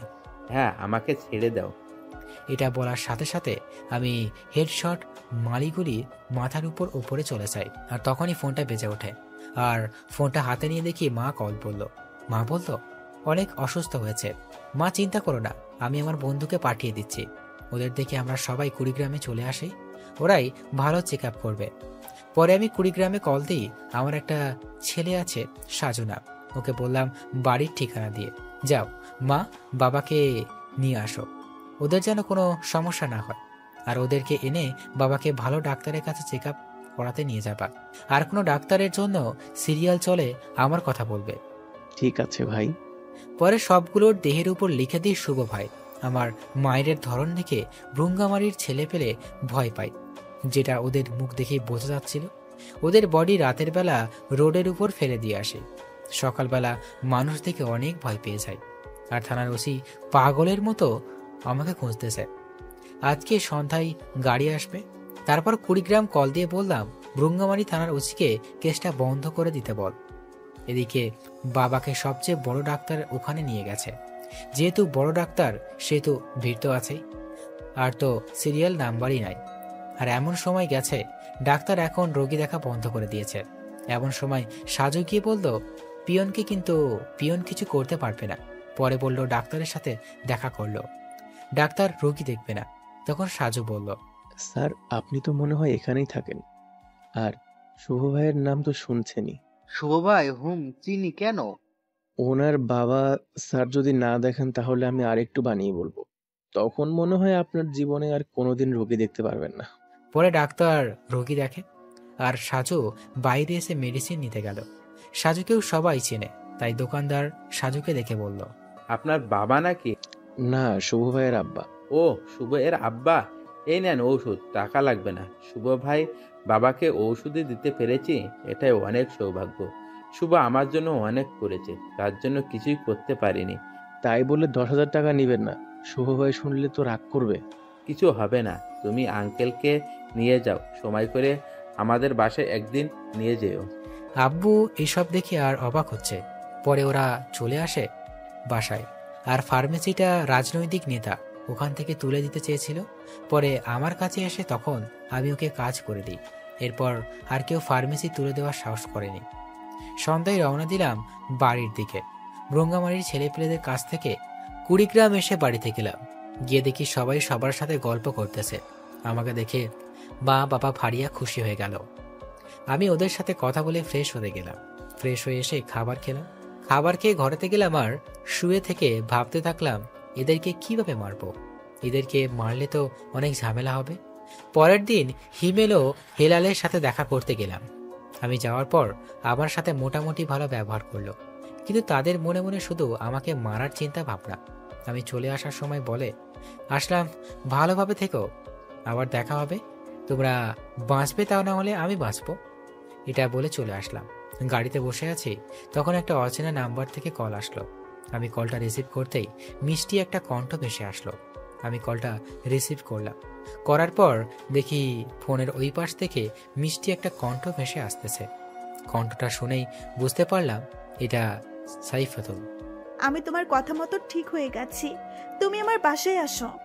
আমি আপনাকে চিনতে পারলাম না, আর বাড়িতে যেতে বলছেন কেন? আর আমি সাইফাতুল, তোমার হবু বউ। ও আচ্ছা, চিনতে পেরেছি। আচ্ছা, তোমার বাড়িতে যেতে বলছো? আসুন, আমি তোমাকে আমার পরিবর্তন দেখাবো। আর আমি রান্না করতে শিখে গেছি, আমার হাতের রান্না খাওয়াবো তোমাকে। ঠিক আছে, এখনই যাচ্ছি। আমরা 5 জন আছি, 5 জনের রান্না করো। আমার সাথে রিফাতও আছে। পরে রওনা দিলাম। সাইফাতুলদের বাড়িতে গেলাম। সাইফাতুলকে কল দিলাম। দেওয়ার সাথে সাথে সাইফাতুল গেট খুলে দিল। আমরা ভিতরে প্রবেশ করলাম। বাড়ির ভিতরে গেলাম। রান্না করা শেষ হয় নাই। সাইফাতুলকে শাড়ি পরে অনেক সুন্দর লাগতেছে। মনে হইতেছে পেছন থেকে জড়িয়ে ধরে থাকি। আর সাইফাতুল রান্না করুক। রান্না হয়ে গেছে, আমরা সবাই বসে আছি। সাইফাতুল দেখবে আমাকে, সেই জন্য ওর মানে অনেক খুশি। আমার তো ঝামেলা হয়ে গেল। আমি তো মুখোশ খুলবো না। মুখোশ না খুললে ভাত খাবো কি করে? আমি তখনই সাইফাতুলকে বললাম, আচ্ছা তোমার বেডরুম কোথায়? ওইদিকে কেন? ওর বেডরুম দেখে খাবার প্লেট আর পানি নিয়ে চলে গেল ওর রুমে। আর ওর রুমে গিয়ে খাবার খাওয়া শুরু করলাম। আর বাইরে রিফাত বসে, সবাই অবাক, কারণ শুধু রিফাত আমার ফেস দেখেছে, তাছাড়া কেউ দেখে নাই। সবাই হাঁ করে সাইফাতুলের দরজার দিকে তাকিয়ে আছে। অবশেষে তারাও খাওয়া শুরু করলো। খাবার খাওয়া শেষ করে বের হলাম। দেখি সবারই খাওয়া শেষ, কিন্তু সাইফাতুল খায়নি। আমি সাইফাতুলকে বললাম, আরে তুমি খাইছো? না, আমি তোমার সাথে খাইতে চাইলাম, আর তুমি তো লুকিয়েই খেলে। আচ্ছা, এখন বসে থাকি, তুমি খাও। ভাইয়ারা, আপনারা আমার রুমে গিয়ে রেস্ট নেন, আমি একাই থাকি এত বড় বাড়িতে, আপনারা বাড়িটা দেখেন। সাইফাতুল কি বুঝতে চাইছে তা রিফাতও আরো 3 জন বুঝতে পারছে।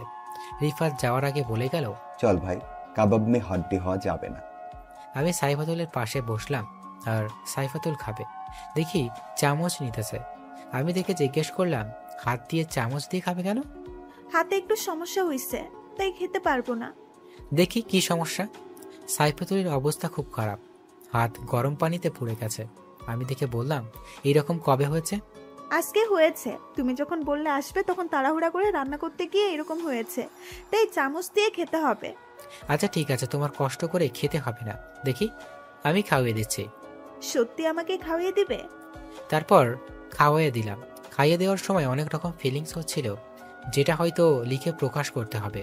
সাইফাতুলকে খাওয়ানোর সময় অনুভূতিটা ছিল আমার জীবনের সবচেয়ে রোমান্টিক মুহূর্ত। খাওয়ার সময় শেষে এখন বিদায়ের পালা। আমি চলে আসবো, তখন মনে পড়লো হাতের কথা।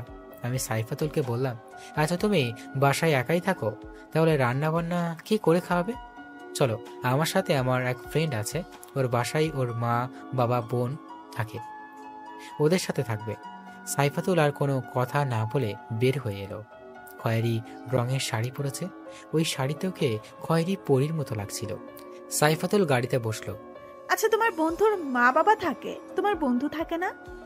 আরে বলো না, বন্ধুটা সহজ সরল ছেলে। সেদিন মিটিংয়ের সময় কোনো ফালতু মেয়ে বলে মিথ্যা বলে পুলিশের কাছে দিয়েছে, আর আমার কাছে খবর আস্তে আস্তে শুনলাম কোর্টে চালান দিয়ে দিয়েছে। পরে কমিয়ে দিয়ে 2 মাসের জেল হয়েছে। ওহ, আসুক, তারপর মেয়েকে খুঁজে বের করে এমন কষ্ট দিব যেটা কখনো ভুলতে পারবে না। আর একটা কথা, ওর বাবা মায়ের সাথে এই রকম কিছু আলাপ করবে না। ওর বাবা মা জানে ওদের ছেলে কাজের জন্য ঢাকা গেছে। আচ্ছা, আর মেয়েটাকে পেলে আমাকে বলবে, আমিও একটু পিটাবো। আপনারা ভাবছেন সাইফাতুল আমাকে মারলো, মিথ্যা বলে জেলে দিল, তাও কোনো রকম শাস্তি দিল না। আরে ভাই, হাতে ক্ষমতা থাকলে এরকম করবে। প্রথম যখন ক্ষমতাতে আসি তখন আমিও করেছি, তাই কিছু মনে করি না এসব। সাইফাতুলকে বাড়িতে নিয়ে গেলাম। আমি বাড়িতে না গিয়ে রিফাতকে পাঠালাম, আর আম্মু আব্বুকে বলবি মেয়েটাকে শুভর পছন্দ। রিফাত ওকে নিয়ে চলে গেল। সাইফাতুল তো বাবা মাকে দেখে অবাক, কারণ এদের ছেলে তো জেলে পাঠিয়েছে। আম্মু সাইফাতুলকে দেখে বলতো, আরে তোমার বাড়ি তো আমার এলাকায়, তাই না? জি আন্টি। আসো, এটা তোমার ঘর, ফ্রেশ হও। রিফাত সাইফাতুলকে রেখে এসে আব্বু আম্মুকে বলল, শুভ ওই মেয়েটাকে পছন্দ করে, আর মেয়েটা একটু ওখানে সমস্যা হয়েছে, তাই এখানে থাকবে। মেয়েটা বখাটে ছিল, ব্যাপার না, দেখতে অনেক সুন্দর, বাকিটুকু সামলিয়ে নেবে শুভ। শুভর যে রাগ, একদিনই মেয়েটিকে ঠিক করে ফেলবে। তা তুমি কি বলো? তমাল ছেলে বড় হয়েছে, তার যা ভালো লাগে তাই করতে দাও, আর কি বলবো। রিফাত চলে যায় আর সাইফাতুল বসে থেকে ভাবতে লাগলো, শালা আমি শুধু আগুনের পাশে ঘোরাঘুরি করি, যাকে জেলে পাঠালাম তার বাসায় থাকছি, আর ওর সাথে যে খারাপ ব্যবহার করেছে এসব যদি শুভ জানতে পারে তাহলে আমি শেষ। আর আমিও বললাম ওই মেয়েটাকে মারবো, আল্লাহ রহমত করিও। এদিকে মা সাইফাতুলের ঘাড়ে হাত দিয়ে বলতেছে, হ্যাঁ, তোমার মন কি খারাপ? না আন্টি, এমনি। আচ্ছা চলো কিছু খেয়ে নাও। না আন্টি, আমি বাড়ি থেকে এসেছি, পরে খাবো। ঠিক আছে মা, আরাম করো। আর দেখো না, ছেলেটাও ঠিক মতো বাড়ি আসে না, এই যে কাজ করে এত। তারপর মা চলে যায়। এদিকে মাথায় একটা চিন্তা, কিভাবে যেন যায় ওই দুজনকে। হঠাৎ করে একদিন সুযোগটা এলো, দেখতে পেলাম হিমেল রাত 2টার সময় রক্ষিতার ঘরে থেকে ফিরছে। এটার অনেক বড় সুযোগ। পরে রাস্তার পাশে গিয়ে গাড়ি থামাতে বললাম, কিন্তু থামলো না। হিমেল হয়তো ড্রাইভারকে বলে দিয়েছে গাড়ি না থামাতে। পরে আমাদের গাড়ি দিয়ে গাড়িটি থামালাম। ও ড্রাইভার বলল, আপনারা কে আর কি চান?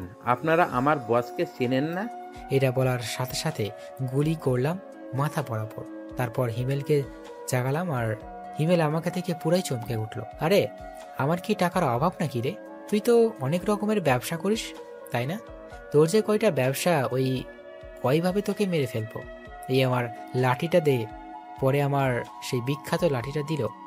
আমি শুধু আন্ডারওয়ার্ড দেখে সব কাপড় খুলে ফেললাম, আর আমার সেই লাঠিটা দিয়ে সারা শরীরে পিটালাম।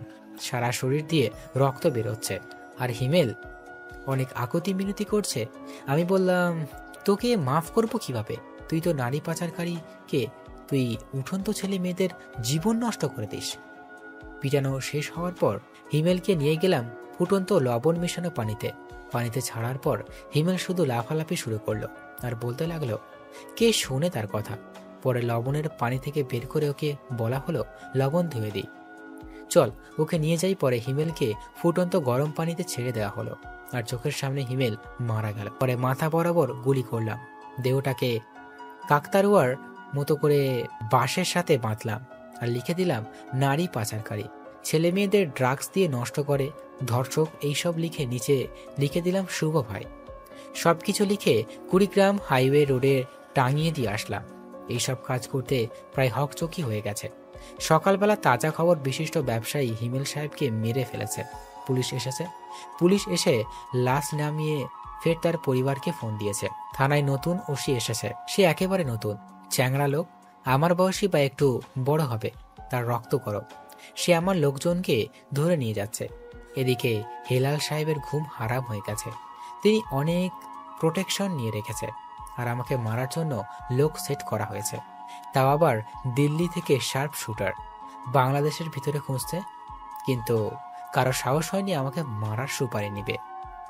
ওসি সাহেব থানায় নিয়ে আমার লোকেদেরকে অনেক নির্যাতন করতেছে, আমি কোথায় থাকি এটা জানার জন্য।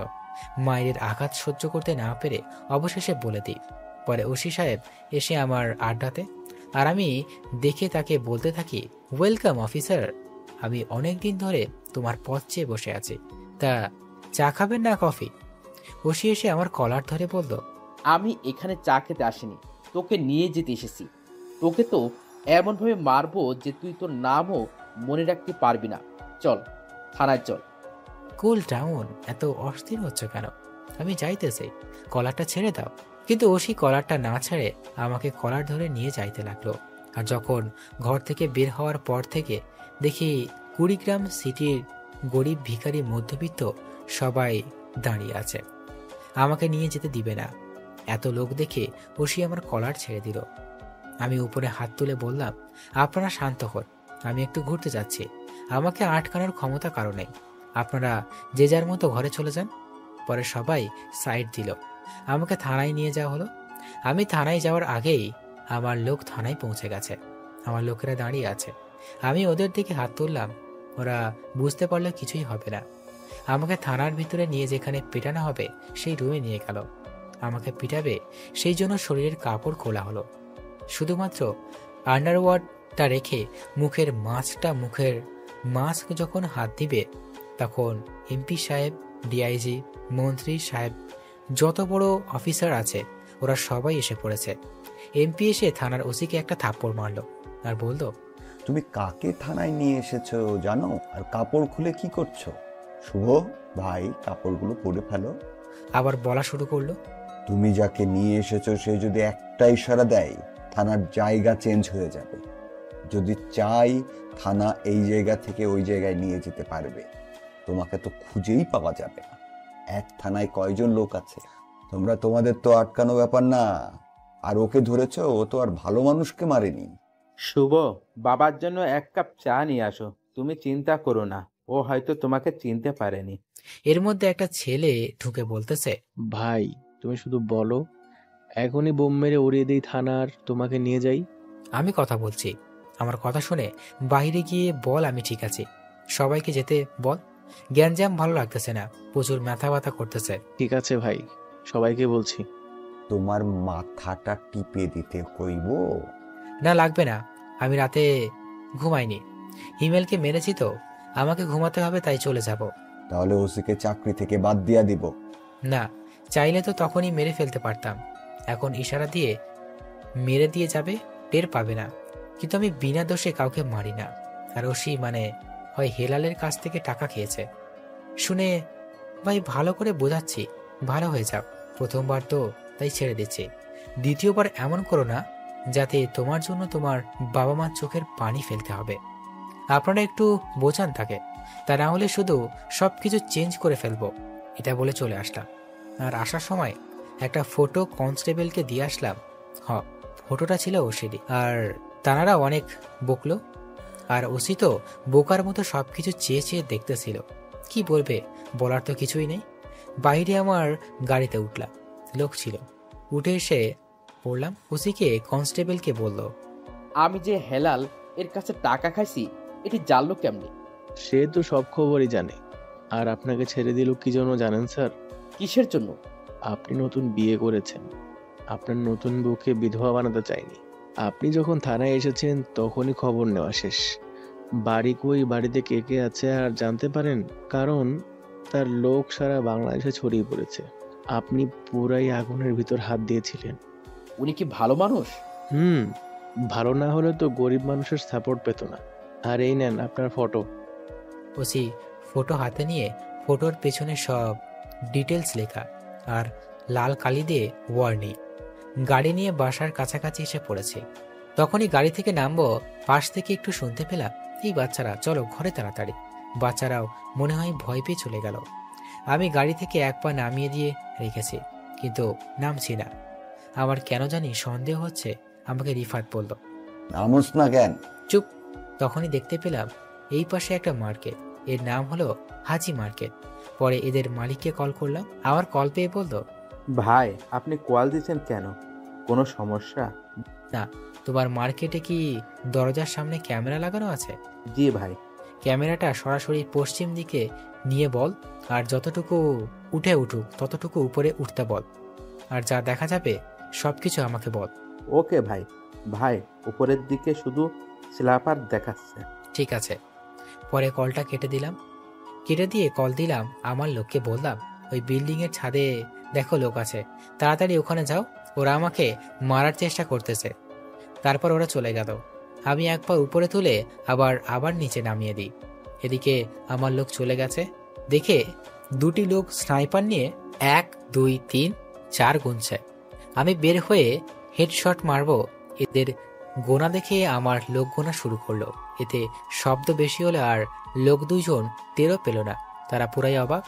আমি গাড়ি থেকে মিষ্টি একটা হাসি দিয়ে নামলাম আর ওদেরকে নিয়ে যাওয়া হলো আমার মারার রুমে। ওদেরকে বলা হলো কে পাঠিয়েছে। বলল হেলাল সাহেব। এটা শুনে ওদের গুলি করে মেরে ফেললাম আর লাশ দুটো পাঠিয়ে দিলাম হেলালের কাছে।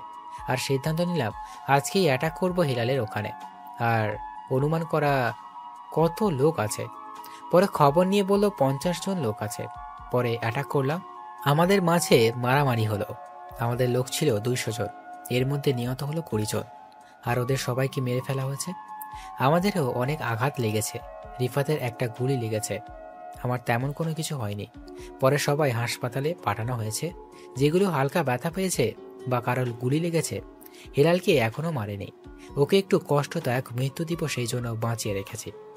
আমি হেলালের কাছে গেলাম, গিয়ে ওকে কারেন্টের শক দিলাম, তাও আবার পানির ভিতর। কারেন্ট শক দিয়ে মারলাম হেলালকে। মারার পর 2টা গুলি করলাম মাথায়।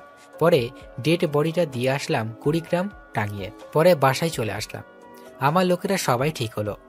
আর আমার সাথে সব সময় 4 জন থাকতো, রিফাত, জাহিন, তামিম, রবি। ওরা সুস্থ হবার পর ঘোষণা দেওয়া হলো শুভ সবার সামনে আসতেছে, মুখ থেকে মাস্ক খুলে ফেলবে। এটা খবর ছড়িয়ে গেল। তাই কুড়িগ্রাম ভার্সিটিতে আয়োজন করা হলো, সাজানো হলো চারিদিকে আমার লোকসহ আর বাহিরে অনেক লোক। 2 পাশে বসার ব্যবস্থা এবং মাঝখানে রাস্তা রাখা হয়েছে। ওখানে সাইফাতুল গেছে। সাইফাতুলের ভিতর কিরকম যেন লাগতেছে। সাইফাতুলের ভিতরে অনেক রকম ফিলিংস কাজ করছে। স্টেজে 2-1টা ভিডিও ক্যামেরা আছে, যেন সবাই দেখতে পারে। আমার খবর নিউজ পেপারে ছাড়া হচ্ছিল। সবাই অধীর আগ্রহ নিয়ে বসে আছে আমাকে দেখবে বলে। সাইফাতুলকে ভালো জায়গা দেওয়া হয়েছে। অবশেষে আমি গাড়ি থেকে গেট পৌঁছে গেলাম। আমার 2 পাশে আমার বন্ধু এবং সামনে পিছনে পুলিশ। আমি স্টেজে উঠলাম, উঠে বলা শুরু করলাম, আসসালামু আলাইকুম। আশা করি আপনারা ভালো আছেন। আপনারা আমাকে অনেকেই দেখতে চেয়েছেন, কিন্তু সুযোগ হয়ে ওঠেনি। আরেকটি কথা, আমি আর এখানে থাকবো না। আমি নতুন কাউকে দিব আমার এক দায়িত্ব। আমি কিন্তু অনেক খারাপ মানুষ, আমি অনেক খুন করেছি।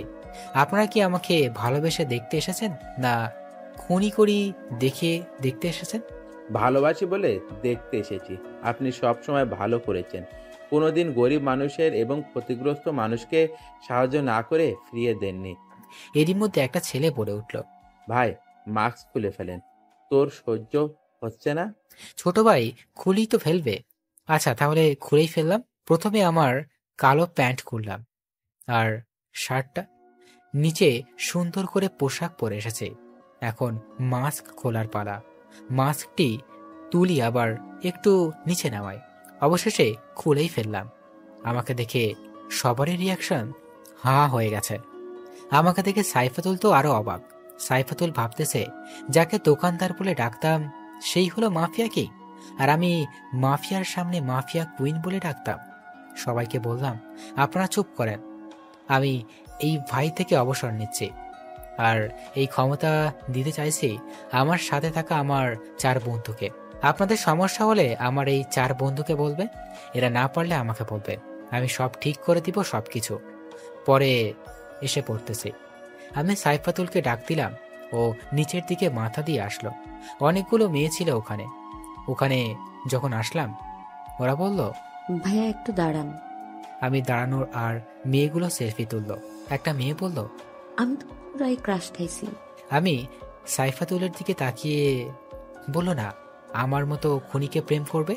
এটা বলার পর সাইফাতুল মুখের উপর দিকে তাকালো আর ওই মেয়েটি কাছে এসে বলল, আমি আছি তো, চলেন বিয়ে করে ফেলি। এটা বলে আমার একেবারে শরীরের সাথে শরীর লাগিয়ে পিক তুলতে যাবে, তখনই সাইফাতুল মেয়েটিকে জোরে ধাক্কা মারে আর বলে, গার্লফ্রেন্ড নাই কিন্তু বউ আছে, ফালতু মেয়ে। মেয়েটি পড়ে গেছে আর সবাই দেখছে। মেয়েটি বলল, ভাইয়া আগে বললে পারতেন যে বউ আছে। আমি মিষ্টি একটা হাসি দিয়ে চলে আসলাম। গাড়িতে ওঠার পর সাইফাতুল বলল, আমার ভুলগুলোর জন্য দুঃখিত। আমি তো জানতাম না, আর আমি তো মাফিয়া কিং এর সামনেই মাফিয়া কুইন দাবি করতাম, আর তোমার সাথে খারাপ ব্যবহার করেছি। It's okay baby. আমি যেদিন প্রথম দেখি দোকানে সেদিন তোমার প্রেমে পড়েছিলাম। ও আচ্ছা, তাহলে বিয়ে করব কবে? বাড়িতে গিয়ে আব্বু আম্মুকে বলবো তাড়াতাড়ি বিয়ে করব। বাড়িতে গেলাম, যাওয়ার পর আব্বু আম্মুর সাথে কথা বললাম। আব্বু আম্মু, রিফাত ওরা সবাই ছিল। আমাদের বিয়ের দিন ঠিক করা হলো। রাতের বেলা সাইফাতুল বলল, চলো রাতে ঘুরতে যাব তোমার সাথে। ঠিক আছে। সাইফাতুল শাড়ি পরল, আমি পাঞ্জাবি পরলাম। দুইজন নির্জন রাস্তায় হাঁটতেছি।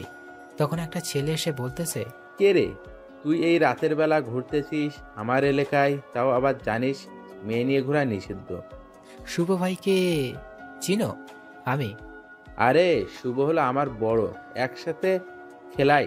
ও আমার কাছে থেকে সবকিছু শিখলো, অস্ত্র চালানো।